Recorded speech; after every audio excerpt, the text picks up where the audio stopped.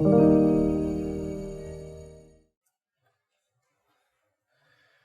good morning again, church. Hope you're all having or have had a wonderful week. This week I got a friend sent me an Instagram post, and on that day said it's less than 100 days till Christmas. Who's excited? Nobody's excited to see all the other things that have to happen before the year comes to an end. And there are a lot of things that have to happen, but I hope you can get through to the festive season. I'm already there. I love a good fruit mince pie, and I had one of those for my Sabbath treat yesterday. I hope you're all doing well, guys. It's good to see we've got a few visitors here. Welcome, guys. Welcome. It's good to have you with us worshiping. We are continuing to journey through Luke's gospel, and we're picking up where we left off last week. And I'm going to just lay a bit of groundwork for those of you who haven't been with us, but just to remind everyone where we've been. Last week, we've seen Jesus in the garden. Jesus is praying through, the Greek language calls it a parasmos, a trial. He's going through a trial. And he's not just asking that his disciples pray that he gets through the trial, but he's asking them to pray that they also get through this trial, this parasmos. And the cool thing we saw in that story is that no matter who you are, no matter what trial you're going through, God will provide help in your parasmos. We also saw that from that N.T. Wright, that famous New Testament scholar, probably the most prominent one today, most prolific, his perspective of this parasmos was very much, in an Adventist way of saying it, it's about the great controversy. And some of you may not know what that means, but that's the Adventist way of describing this age-old battle between God and between Satan, between two different ways of doing things. This is the parasmos Jesus is experiencing. Am I going to succumb to the devil's way of doing things right now when I'm just, meters from the finish line? Or is the principle of self, doing things my way, the way I want, how I want, is that going to prevail? So this is the kind of environment we find ourselves in as we move towards the cross. And we're going to look at two big ideas today. First, we're going to look at how does this impact us as individuals? And we're going to see that through the life of Peter in this moment. And then secondly, we're going to try and make sense of this on a larger scale. What is Jesus doing? How does this fit in with his trial? So those are my two big goals for us today. Now, in Luke 22, we're going to be in Luke 22 and Luke 23. So if you want to follow along in your Bibles, that's the place to turn to. In Luke 22, we're going to revisit a passage here. But Jesus at the communion table, they're having this beautiful Passover meal. He says, now guys, Luke 22, verse 36, but now let the one who has a money bag take it, and likewise a knapsack or like a backpack, and let the one who has no sword sell his cloak and buy one. That's very weird language for Jesus, because in Luke's account of Jesus' life, we have seen so far Jesus say, don't carry a purse, don't do this sort of thing, don't carry a sword. And you'll be like, what's going on? And the disciples clearly don't get this, but Jesus is saying, hey, it's like an idiom. He's like, buckle up, guys, this is about to get bumpy. It's like I said to you guys, buckle up. Next week I say, all right, who's ready? Who's buckled up? And my friend Sean comes to church with a seat belt. And you're like, Sean, you kind of missed the point here. You weren't meant to bring a seat belt. You're meant to get ready because we're going to go for a bumpy ride. This is what Jesus is saying, but Peter completely misses the point, right? And we see this because when Jesus gets arrested after he's been praying through his parasmos, through his trial, Judas comes to betray him with a kiss. And that's got to be gut-wrenching, but we're not here to focus on that. And so we pick up in verse 49, and Peter says these words, okay? And when those who were around him saw what would follow, they said, Lord, shall we strike with the sword? And one of them, we know this is Peter from the other Gospels, one of them struck the servant of the high priest and he cut off his right ear. Ugh. But Jesus said no more of this, and he touched his ear and healed him. What an interesting, random little story as we're moving to the trial of Jesus. Now, I need you to use your imagination, but let's just assume that Peter is right-handed, okay? We would have been told if he was left. That's a pretty special detail. But I've got my friend Walt here. Okay, Walt, I'm picking on you. You're visiting our church. Now, if I was to strike at Walt with my right hand at his head to kill him, using your sanctified imaginations, I would probably chop off what ear, Walt? The other ear, right? What side's that? That's my left ear. That's his left ear. But we're told Peter strikes what ear? The right ear. You know what that tells me?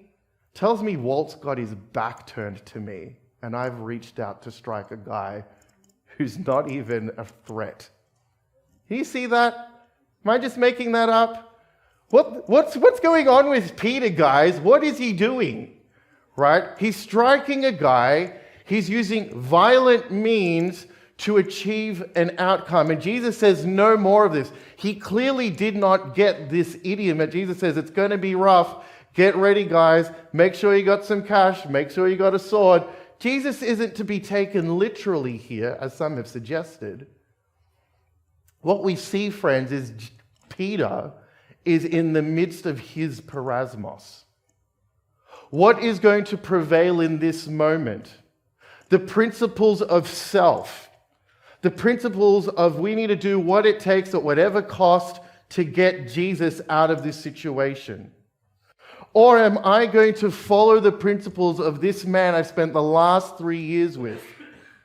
Are we going to let the way of peace and the way of love prevail? We can see that Peter's struggle with this parasmos has led him to yield to the notion of self. Friends, we all struggle with this. This is not some far-flung, high-concept theological thought. This is something that affects us each and every day of our lives. Will we let the principles of love affect our day-to-day decision-making? Or are we going to let the principles of self, my way, the way I want, I'm going to get there by whatever means possible? I mean, this just happened this week in my parenting. Nobody told me that the parasmos, the struggle for self versus God's ways, would rear its head in parenting. When my kids are yelling and screaming at me and I'm packing a lunch and I didn't want this lunch, and I'm like, eat it because I made it. You know, like, shut up, get in the car. Like, I mean, that's not the most Jesus picture of a pastor. Come on, children, come into the car, eat what you were given. Like, that I struggle.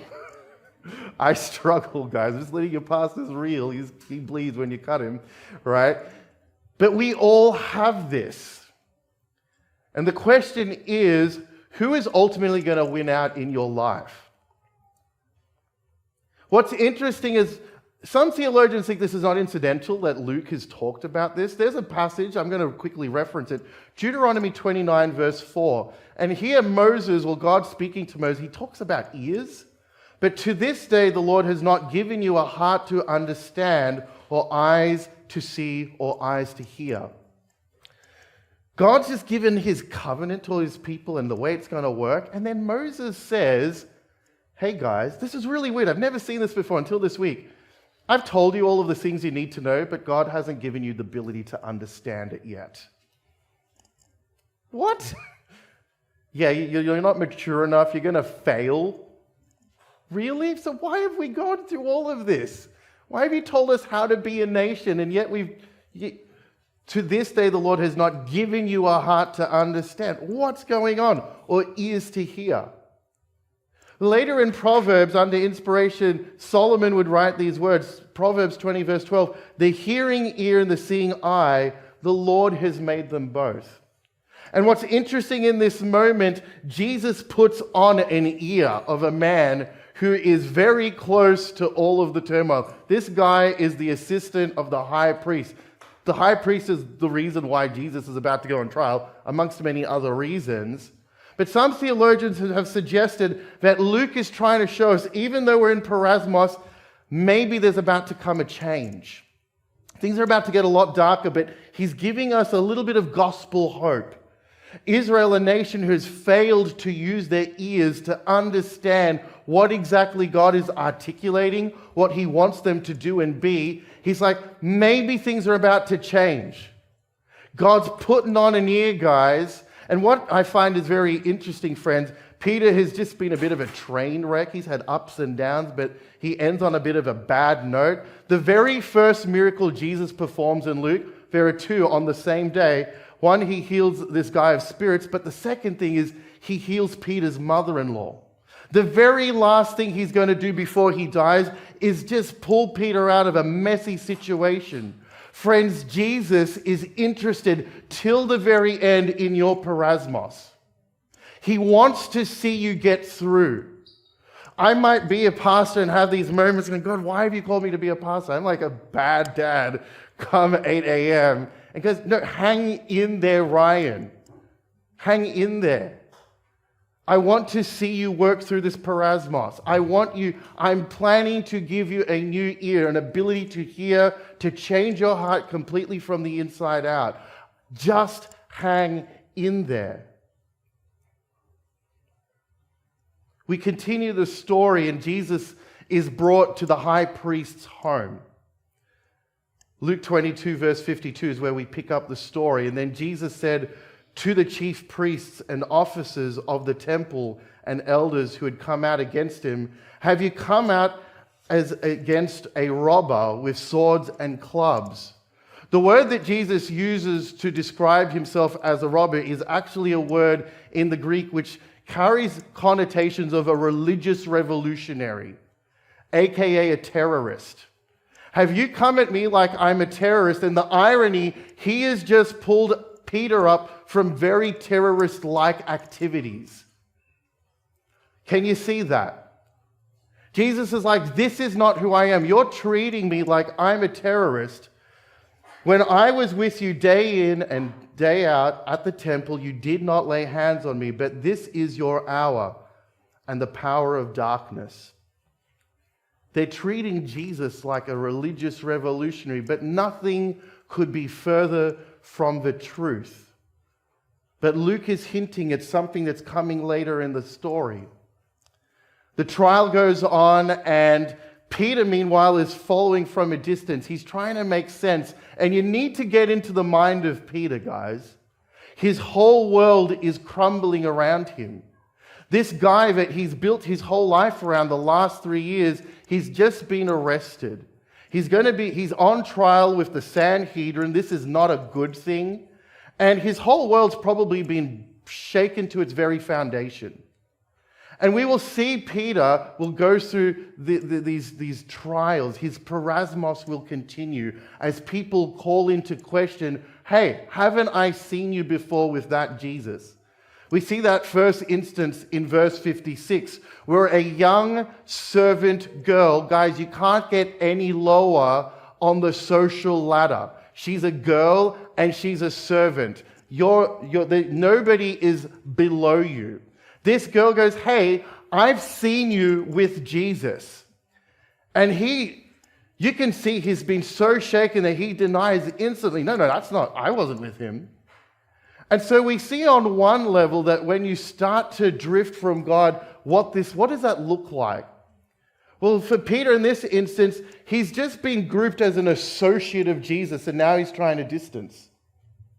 In the second confrontation in verse 58, somebody else says, you're one of them. You're not just an associate now, but you've actually drank the Kool-Aid. You've bought into this. You're in the Tupperware club of, this is who you are. And again, he denies it. So we can see persecution can come on a number of fronts through Peter's experience. The parasmos. I've seen you with these guys, and now you're one of them. But the third accusation comes, and there's just undeniable proof. Verse 59, you talk like a Galilean, right?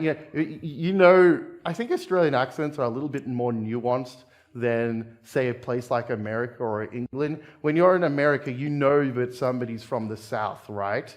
Okay, actually, the Sabbath school thing that I'm saying you to, go check it out, just because our speaker is from the South. I love a good Southern accent. You can pick that thing up, immediately, right? I don't want to put a Southern accent on. I'm going to embarrass myself. But Peter having a Galilean accent is like somebody who speaks the Queen in English compared to a bogan. It's just like, yeah, we can hear you. There's proof. God, we know that you're with Jesus. And once again, Peter denies in the face of hard evidence. Friends, the parasmos is real. We may all have moments, whether people call us out by association, whether people actually call us out because we know, I've seen you drive to church on a Saturday, and I don't even know what this looks like in our lives currently. I'm not getting to the big, scary revelation where all hell's broken loose, but in our everyday lives, these moments are happening. I've had moments, I'm a bit ashamed to say, I've had moments where I've played down my identity as a Christian because I thought maybe they won't like me as much. Maybe they won't want to be my friends. Maybe they're going to think I'm weird and, just kind of keep away from Ryan. He's that guy. We all have those moments. Maybe it's with our family. Maybe it's with our friends. Maybe it's with our colleagues. But what's going to prevail? This is probably one of the saddest moments in Peter's life, and we get to verse 61. At the moment Peter denies him for the third time, the Lord turned and looked at Peter. I was thinking about this and I got emotional. I'm like, what is on Jesus' face when he looks at Peter? What is that? Anger? Is it sadness? Is it disappointment? Is it regret? Is it abandonment? What face do you see when Jesus looks at you? We're not told what's on his face, but man, that look must have cut to Peter's very soul. Peter remembered the saying of the Lord, how he had said to him, before the rooster crows today, you will deny me 3 times. And he went out and wept bitterly. Friends, the parasmos is real. The struggle is real. When you deny something that is so close to your identity, it can have huge impacts. Now, I need to hit the pause button because we've spent a little bit of time on Peter, and Peter's going to become relevant to this next part of our conversation, but I need to take a few steps back. See, in this, Last Supper environment, before Jesus goes through his trial, he says a few cryptic things like, get your money, get your sword, but he also talks about these cups. He talks about how these cups, he needs to drink of these cups are important. He talks about it twice in Luke 22. Now, for context, there's a lot of reference to cups in the Old Testament, but theologians think Jesus is referring to 3 specific uses of this idea of cups. And they're in Jeremiah 25, Isaiah 51, and Psalm 75. But I want to read to you Jeremiah 25:15. And friends, this is important. This is hopefully going to help reshape, I say this reluctantly, it's a bit of a scary thing what I'm about to say. I want to reshape some of our thinking about the cross this morning. Are we down for that ride? It's a bit of a scary ride to just reshape how we think about the cross. Jeremiah 25:15, it says, thus the Lord, the God of Israel, said to me, take from me my hand this cup of wine of wrath, and make all the nations to whom I send you drink it. When you see Jesus taking on a cup of wine, this cup of wine is very symbolic of this Old Testament idea of judgment. You see, one of God's stipulations for being his covenant people was that if you muck up, there are consequences. But if you obey, there are blessings. And often the reprimand would come in the form of this idea of drinking a cup of bad stuff, right? You're going to drink this cup, and the punishment that was being symbolic through this gesture of drinking from a goblet of wine, the punishment always came in the form of a foreign nation coming to Israel and ransacking the place, right?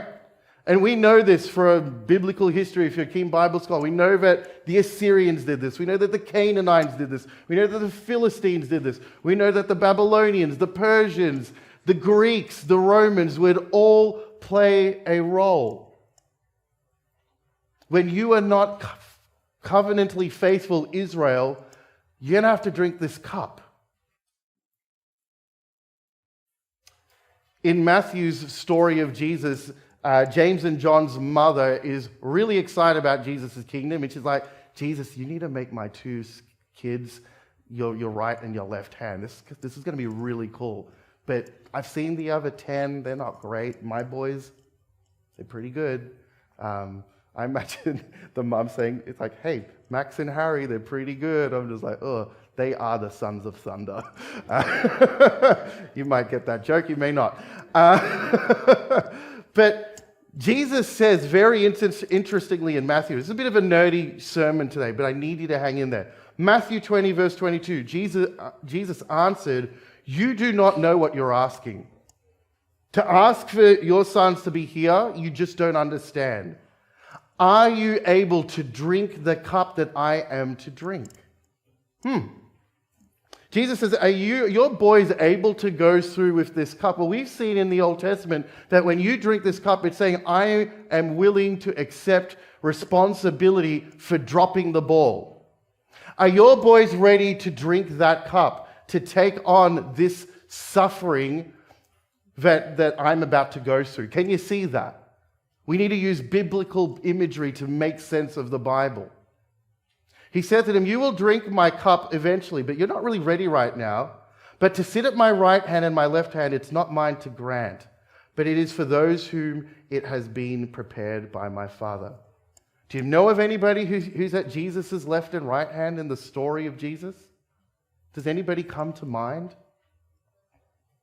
You think of those thieves on the cross? Friends, for Jesus to drink this cup means for Jesus to go down a path that leads to his death. It's to accept the suffering that is meant to come from drinking a cup, but ultimately that road leads in death. Friends, we're trying to recalibrate what it means for the cross. What is this whole experience? What is this parasmos Jesus is going to? The parasmos, his suffering, this trial, it's to take on the suffering of God's people. God, we often look at the Old Testament and go, man, God's so angry. I don't know if I could follow him. But if you actually read Scripture, Jesus is a lot more angry in the Gospel of Luke. Let me just tell you that. The God of the Old Testament, when he gets angry and says, I need you to drink this cup because you've dropped the ball, the authors never call into question that this is the right course of action. The people who have to suffer never call into question that it was the right thing to do. We often say, well, God, man, he's really harsh. But nobody ever calls into question. They accept, they acknowledge that what's happened was meant to happen. We dropped the ball. Now, in this moment, Jesus is saying, you guys have dropped the ball. I'm about to take this cup that you're supposed to have. Can you see that? This is not a God who's so angry, he goes, I'm angry at sin, I must destroy Jesus. No, this is Jesus saying, I'm taking on the responsibility of your failures. The Bible also uses language. This was going to be another sermon, but just didn't have time, so this is the cliff notes. Whenever God is angry at his people, we see him in the Old Testament turn his face away. He turns his face away and all of the bad guys come out to play. Do you know that the Father turns his face away at the cross? Is that familiar to us?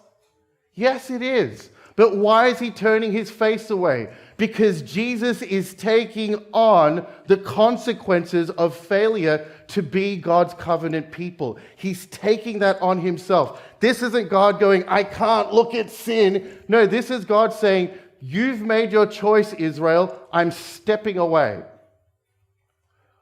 I use this analogy when I do Bible studies with people, and I say it kind of sounds a little bit pagan. Maybe someone will pull me up on it. But God is like the sun.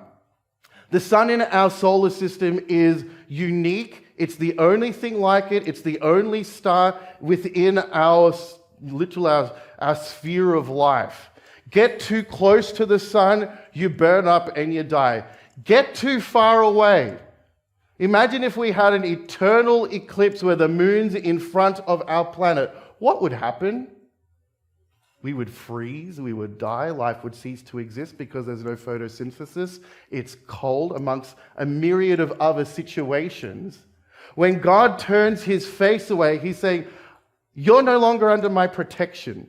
You're no longer under my control. And Jesus is saying, you know what? I'm going to take this cup. It's going to be the hardest decision I'm going to make. Do I choose me? Do I choose God? You know what? I'm going to choose the principles of God, and I am going to take on the consequences of rebellious Israel onto myself.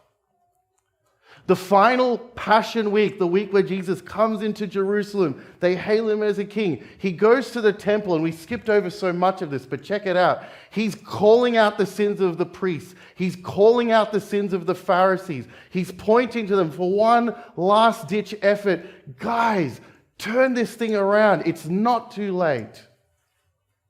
But they reject him time and time again. Friends, God is not turning his face because he can't look at sin. He's turning his face to let the natural consequences of covenant failure, broken promises take effect. Does that change your perspective of what's happening at the cross? I have a problem when I hear this song sung in church. Somebody's going to pick me up on this. Before the throne of God. There's this song, before the throne of God, there's this verse where Jesus comes and he dies on the cross, and there's this line that the wrath of God was satisfied because Jesus took on the sin that everybody else was meant to take on. And you get this picture that God really wanted somebody to burn, really wanted somebody to suffer. Friends, that's not the narrative of the Gospels. That is bad stuff. There is a world of hurt in the Christian world. There's so many people who've left faith because of that narrative. It's been oppressive, it's been wrong, it's been psychologically manipulative, and I don't stand for it. I'm just making myself clear. I'm very passionate about this topic because it's affected me. And I don't want it to affect another generation of Jesus followers. This is the parasmos weeding its way into our churches. Friends, it's about the principle of love first. And we say, no, God had to punish sin because he hates you, and he's going to cover you with Jesus' robe of righteousness because he hates looking at you. That is not the language of Scripture. This is just not true. You see what raises my hackles as a pastor. I'm really passionate about this topic. I'm not saying Adventism, but modern Christianity, Protestant Christianity has a lot to answer for one day in the courts of heaven. We've done a number on God. And it's just not true to the narrative of Scripture. Some people have said to me, why are we spending time looking at Jesus? Because we need to address this. We need to understand. So Jesus goes on trial. He goes to Pilate, and Pilate hands him off to Herod. Herod sends him back, and these guys, they have a laugh at Jesus' expense, but they literally just don't see anything wrong. And we pick up the story in chapter 23, in verse 15. Neither did Herod, for he sent him back to us. So Pilate's talking, we don't see anything wrong with Jesus. Look, nothing deserving death has been done by him. I will therefore punish and release him. But they all cried out together, away with this man and release to us Barabbas. Thank you, Connor, for reading that so well. They asked for Barabbas, and we learned something interesting about Barabbas in verse 19. He is very much like Peter. Well, Peter could go down this path, but this man is a religious revolutionary. He's a terrorist.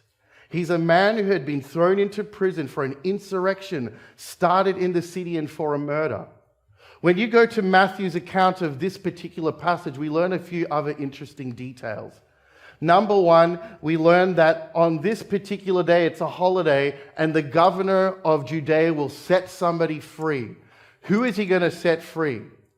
Number two, we also learn a very interesting detail about Barabbas. You may see this in your Bibles. You might want to write this down. It's very interesting. You don't see this in any other gospel, but Barabbas is actually the surname and not the first name. You see, Barabbas' name is actually Jesus. Nobody shocked? Come on, guys. This is mind-blowing. His name is Jesus. Jesus Barabbas. Jesus, Son of the Father. Bar, Son. Pilate is asking to the people to make a decision. Who do you want to go free on this day? Jesus called the Christ, which is a messianic title, which infers the sonship of God, or Jesus Barabbas, a guy whose values are to kill, to loot, and to plunder, to achieve the mission of God, to get the Romans out, to once again be the kingdom God's called us to be. I mean, that's why Peter does what he does, right? Do you want this guy or do you want Jesus? Who I find nothing wrong in him. He's a pretty good guy from what I can gather. And we've come to know who Jesus is. He's a pretty upright guy. His kingdom's founded on love, on goodness, on generosity. Who do you want? Friends, the nation is having an opportunity to decide what do we want to be known by? What do we want to be valued? What are we aligned with? And who do they pick? Barabbas. Barabbas. Barabbas. What about Jesus? Crucify him. Crucify him. Friends, the nation is being asked to make a choice. We are all being asked to make a choice at one point or another in our life on this parasmos. What are our values ultimately going to be defined by? Jesus the Christ or Jesus Barabbas' way of doing things? Who are you going to follow after? That is the point of Luke's gospel. He is asking us this question. This is what Jesus is praying for in the garden. Pray that you don't fall in this parasmos. We've seen Peter is struggling because Peter looks, although he claims to follow Jesus Christ, he looks a lot more like Jesus Barabbas. Are you with me?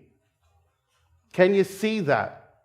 You can be so close to Jesus and think you have it all figured out. I read the Sabbath school lesson, I come to church, I do all the things, but you can be a lot further from Jesus Christ and a lot more closer to Jesus Barabbas than you know.